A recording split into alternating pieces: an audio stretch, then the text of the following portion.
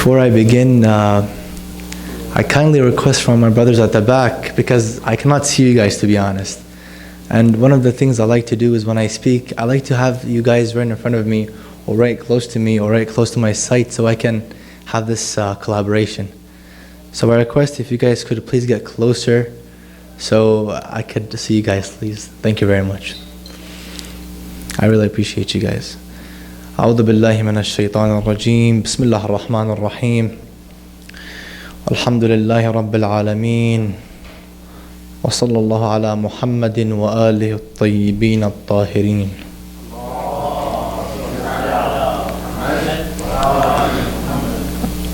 نحمد الله سبحانه وتعالى المتفرد بالقدم والدوام المتنزه عن مشابهة الأجسام المتفضل بسوابغ الأنعام.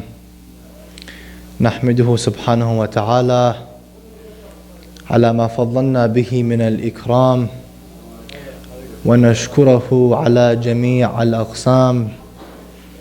وصلى الله على المبعوث إلى الخاص وإلى العام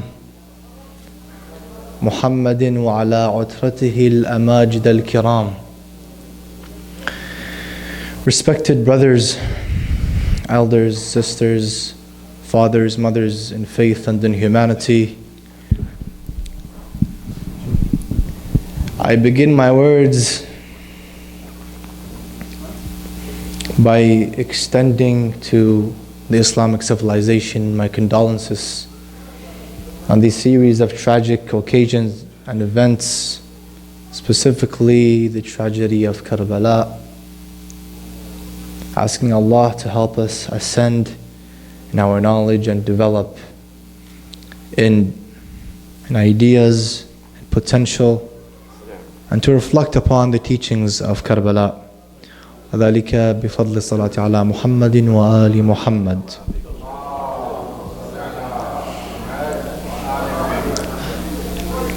Brothers, yesterday we touched upon and discussed the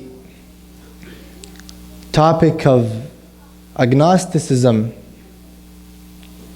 atheism, theism, and creationism. We touched upon these topics, we highlighted the definition and the philosophy behind these. And we touched upon the philosophy behind creationism and what proves that this universe was made or came to existence through creationism.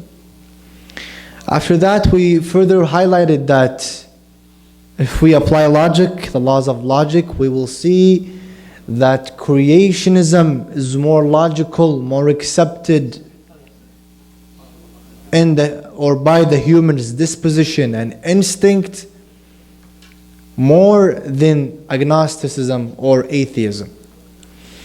Now today I intend on extending upon this topic. I want to take it to the next level and introduce some of the questions that we receive directly from atheists during debates regarding creationism, and specifically the entity that created Allah subhanahu wa ta'ala.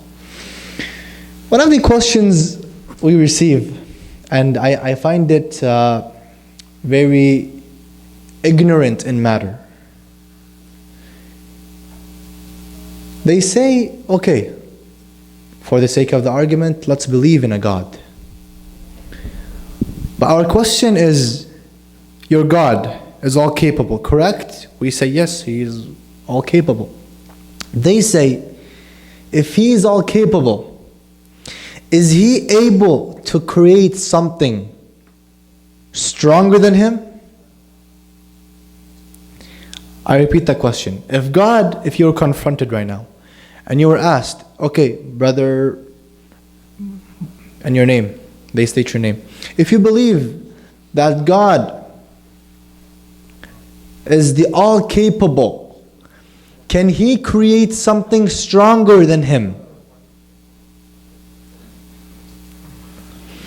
Now, I'm going to give you 10 seconds to 15 seconds to think of an answer between you and yourself. And then I'm going to state what I have. So take 10 seconds to answer this question between you and yourself. Do you believe that God can create something stronger than Him?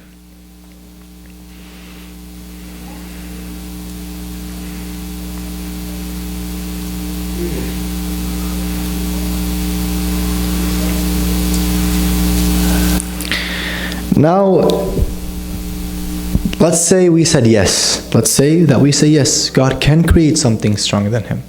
What they will say, they will rebuttal and say, okay, if your God can create something stronger than Him, then that means He's not the strongest entity that exists. And as a result, He's not worthy of worshipping because He's not the strongest. There's something stronger than Him that could exist. That's if we say yes. And through this, they can collapse our idea of creationism. If we say no, God cannot create something stronger than Him, then they will say your God has a weakness and He is restricted in this matter, and as a result, He's not worthy of worshipping. So there's a question proposed to us right now in which we cannot answer yes or no. What is the answer? The answer to this question is that the question itself is invalid. And you may ask why. The reason why the question is invalid, it's because they're asking you indirectly, they're saying, can God, the Creator, create something stronger than Him? If He's the Creator, logic imposes that part of the instinct, God has to be the strongest because He created that object. So logically, because He's the Creator, He knows the key to it. He's more superior because He's the Creator. Again, so because He's the Creator, He's more superior. So how can you have something more superior than the Creator when the Creator Himself has to be superior? This is illogical. It's like saying, can 1 plus 1 be 3? Or can you have a circle that is a square? You can't have that. These are invalid questions. These are questions that not only don't have an answer, they don't deserve an answer because they don't make sense.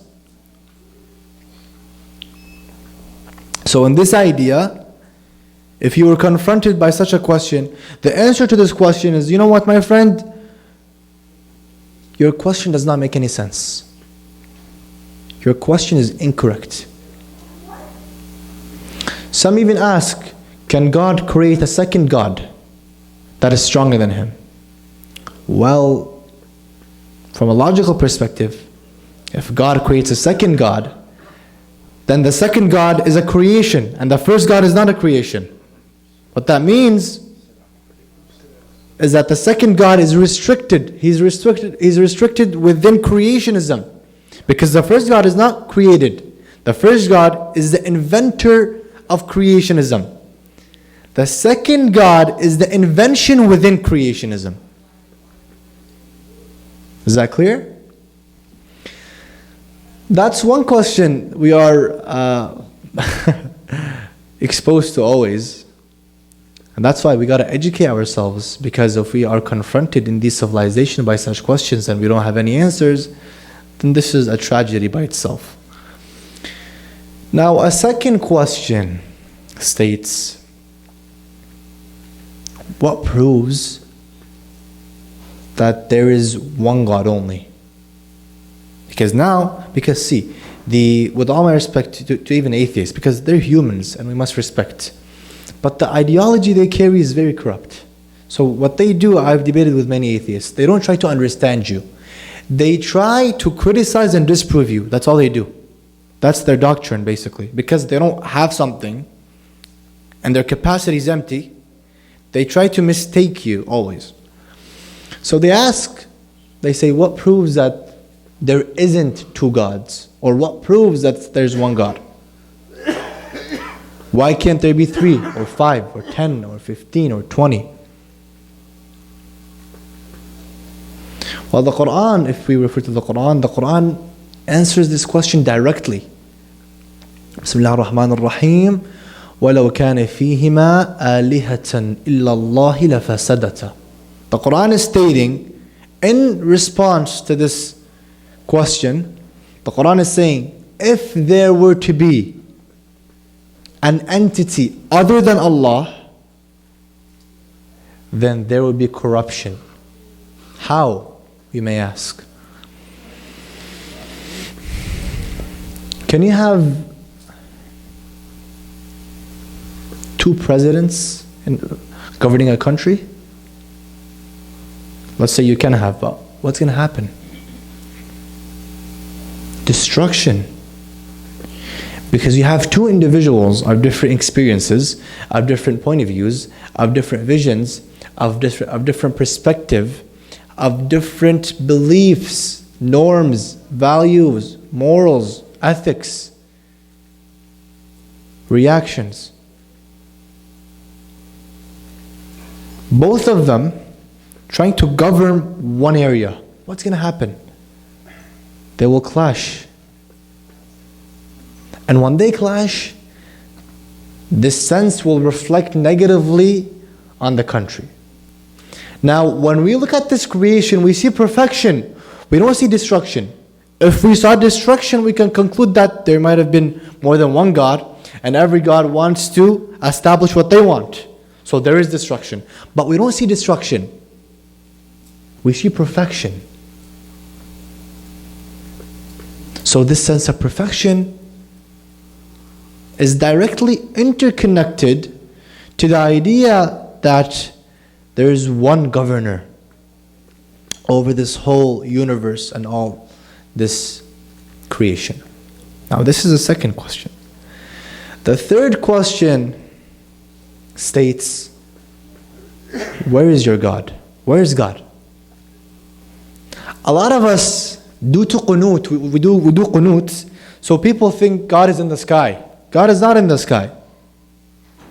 A companion of the Imam confronted the Imam, asking him, why do we raise our hands to the sky? The Imam answered him, because the sky is the source of sustenance. One of these sources is rain. Imagine there's no rain. What's going to happen? No vegetation. We cannot drink water anymore. Shortage in liquid and water. Plants will die. Animals will die. Basically, we will stop in functioning or exercising our daily lives normally. So because the sky is the source of sustenance, we raise our hands asking Allah's help through the source. Now this is not my main topic. My main topic is, because we raise our hands to the sky, people think God is in the sky. That's actually a restriction upon God. We cannot think like that. If you say God is in the sky, you are restricting Him, first of all, to a place. And second of all, for something to be somewhere, it must have matter and size. And God does not have matter nor size. Because what we see, everything we see, has shape, size, and color. At least. Or shape and size. So people ask, where is your God? Now there's something we tend to refrain from observing, unfortunately, which is the idea, when I ask where is, or what happened, or how did it become, these words become, happened, where, all these words and what they mean, what they hold, God gave them their meaning. Like when I say, how was this created? This idea of creation was invented by God. I cannot apply it on God. So similarly, when I say, where is He? I am referring to His existence. I'm saying, in other words, in this existence, where is He? I don't see Him. So basically, indirectly, you are building upon the fact that he must have shape, size, or matter, which he doesn't. He is the creator of shape, size, and matter. And you are indirectly believing that, you know what? God is within his own existence. He is framed and restricted within what he created. And I gave the example yesterday of the idea that would it be logical that you say, oh man, I invented a program and I'm walking in my program, my computer program, or document, or it does not make any sense. So, two main things I wanted to mention before I move on, which is, first of all, when we look at such topics, please don't try to answer these questions by yourself, because they play with your mind. They're deep. Only if you ascend to a knowledge capacity, especially in aqa'id where you have ma'rifah, then you can know or answer. But if you don't, or you have not observed the Islamic doctrine or the philosophy behind these questions, don't enter this field at all, because it could put you under an ideological threat. A lot of people, and as I mentioned in my previous days, they're becoming atheists because they don't see things. They want to see things through vision. Why? Because we humans are materialistic, and everything we act upon materialism. So in our instinct and disposition, we want everything to be based on what we are. And this is, to be honest, this is ignorance. This is ignorance. Anyway, now, I don't want to go deep into these topics. I gave you these slight touches, and I'm ready to answer any questions you guys have later on. But a lot of people ask this question too. This is a different topic. They say, Brother Ali, right now we live in a society where social media somehow is dominant, it rules. And fabrications are at great dominance too. People fabricate. Look at WhatsApp. I know people, all they do the whole day is send messages on WhatsApp. Any message he gets, he sends. He has like 50 groups, he just selects all and sends, without investigating in the authenticity or the sources, and the authenticity of sources, how authentic they are. Are these sources authentic? Are they reliable according to English? Are they reliable? Can I use them to prove something or to spread news? A lot of people just select and paste and so on and so forth. So back to my topic. People say, within this society, a society that is built like this, how do I know that the hadith we receive are not fabricated? How do we know that the hadith are not played with? One day there's this person, I want you guys to pay attention to this story. He made a social experiment. What he did is he entered a mall, and he gathered 30 people, 30 individuals, both male and female, from both genders. And he made them stand in a straight line from here to there, 30 individuals. And he asked them what he was like. He was like, I'm going to go to the first person, tell him a story, and I want this first person to narrate the story or talk about it to the next person, and the next person explains it to the person next to him, so on and so forth, but it has to be word by word. That's what the person says. So he went to the first person. He told this person, this and this happened, and this guy came once home, and his wife didn't treat him properly. He was like, I want food. She didn't cook him the food he wanted. And that person explained that to the person next to him. So the person that explained the story, the first person that said the story, went to the last person in line. After they finished, took him about half an hour. He told him, sit down and tell me what you received, because he's the last person that got the story. He listened to the story, it's something else. Something else. Different meaning, different context, different story, 100%. Now people say, within half an hour and within 30 people, the story and the meaning changed. How about the hadith which lasts 1,400 years? Will that not be changed? Will that not be fabricated? Especially if we look at the Islamic history, it's full of corruption due to the authorities, the corrupt authorities that ruled. An example is during the life of Imam Hussein Salamullah alayhi. So the answer to this question is, see, in Islam we have something called chains of narrations. Chains of narrations. These are chains. What do chains of narrations means? Chains of narration, right now if you look at any hadith, it says an fulan, an fulan, an fulan, an fulan, an fulan, an Abi Abdullah. It's basically this person narrates from this person, from this person. The Ahlul Bayt were careful back then, and this is a very long topic, but I have like 5-10 minutes right now, so I cannot explain further. But I just wanted to give you an insight regarding this topic, because a lot of people have asked me this question. So the Ahlul Bayt didn't just go out and, especially those who, because you know the Ahlul Bayt, when they used to sit with their close companions, what they told and expressed and explained to their close companions were different to what they told to foreign people, different people.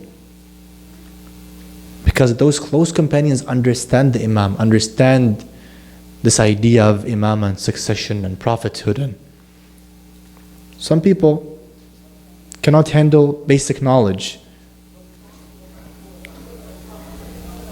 That being said, throughout history, our ulama, like Shaykh al-Mufid al-Saduq, what they did is they compiled the hadith. This was some time ago. They compiled the hadith, all the hadith. They traveled throughout the Middle East and they collected every hadith that existed. And they collected the names of the individuals who narrated the hadith. We have in our doctrine, we have something called the study of ahadith and men, which basically means they study the individuals. Like if I were to say something to one of my brothers, and my brothers were to say something to one of his brothers and so on, they would come to me. The ulama would come to me and would see, the scholars would see, how reliable am I? Have I committed a crime? Do I have equality, equity? Am I a person who is reliable? Am I trusted? Do I lie? Have I committed? So on and so forth. So through these, the ulama were able to differentiate between the hadith that are fabricated and the hadith that are solid and authentic and divine. Another thing is that they applied the hadith on the Quran. Once they saw that the hadith and the Quran, both messages, the message of the Quran and the hadith are compatible with each other's, this shows that this hadith is authentic, accepted, and something that we can act upon.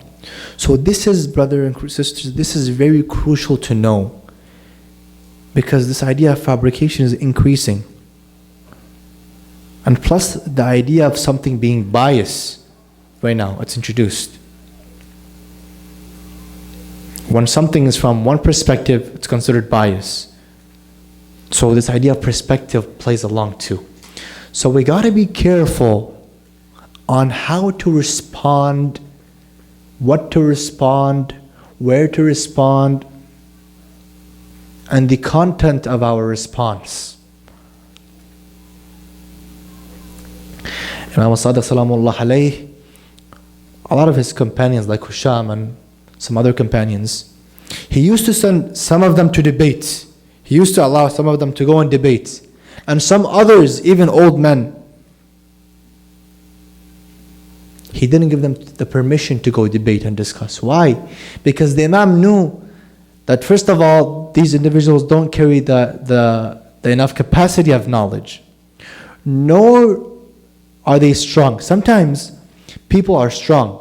Even if others were to disprove them wrong, they would stand on their point or say, you know what, you disproved me or you proved me wrong, but still I'm going to go and find an answer.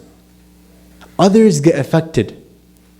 When they prove to him he's wrong and he's a person who is normal, he doesn't have knowledge, right away he goes to astray instead of going to investigate further. That being said, we must pay attention. I see a lot of my brothers from the age of 14, 16, 17, they get confronted at school by their friends. Hey, what is this? What is that? What does that mean? You Muslims are terrorists, you Muslims are that, and so many other topics. If you know, let me give to you as easy as that. If you know, answer. If you don't, please don't answer. And please don't leave it in your mind going, circulating. Go ask. And know the person that you're asking. And I ask from my fathers in faith that if your son confronted you with a question, he says, Dad, what does that mean? Don't tell him, oh, the Imam said and that's it. The Imam is a divine and holy individual. Yes, we accept that. But right now, the youth want a response that makes sense. They want a response that is proven or supported with academical, scientifical facts. Why? Not because they neglect the Imam. No, we don't neglect the Imam. It's because we're living in a civilization where science and academical teachings are dominant right now. So that's why we must pay attention to how, not only what we say, we must pay attention to how we respond and how we understand things.